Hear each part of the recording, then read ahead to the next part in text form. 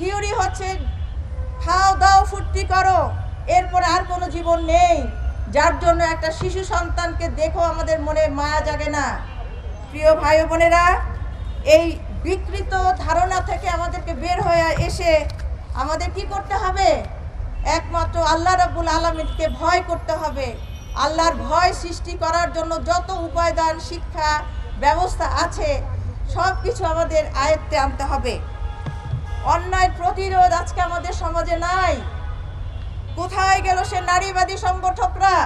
কোথায় গেল সেই নারী নেত্রীগণ যারা নারীর মর্যাদা সম্মান আদায়ের জন্য গোল টেবিল বৈঠক করেন, যারা সেমিনার সিম্পোজিয়াম করে বৈঠককে উত্তপ্ত করেন?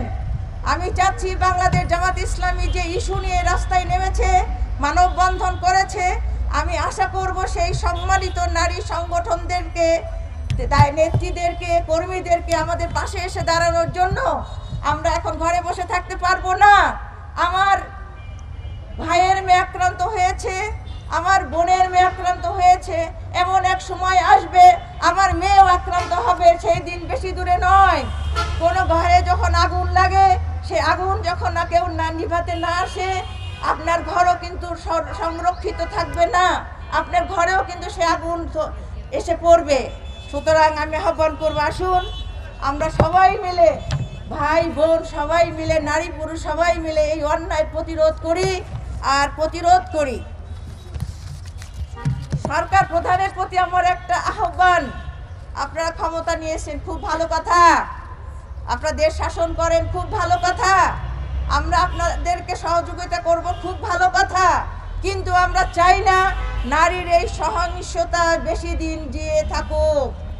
সময় দেন আমাদেরকে, কতদিনের মধ্যে এর বিচার করবেন? দ্রুত ট্রাইব্যুনালের মাধ্যমে আমরা বিচার দেখতে চাই।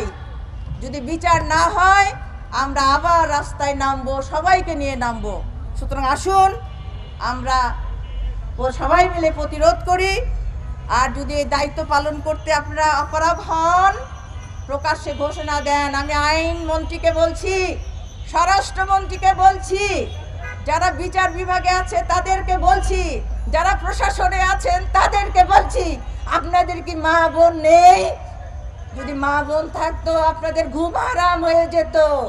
আজকে আমাদের ছোট্ট ছোট্ট শিশুরা আর্তনাদ করছে, আখিরাতে তারা প্রশ্ন করবে আল্লাহর কাছে, হে আল্লাহ কেন আমাদেরকে মারা হলো, কি অপরাধ ছিল আমাদের?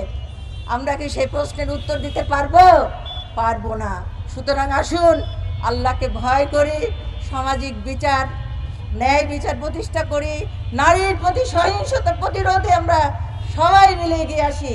আল্লাহ রাব্বুল আলামিন আমাদেরকে রক্ষা করুন, দেশকে রক্ষা করুন, জাতিকে রক্ষা করুন। ওমা তৌফিক ইল্লা বিল্লাহ। Subscribe.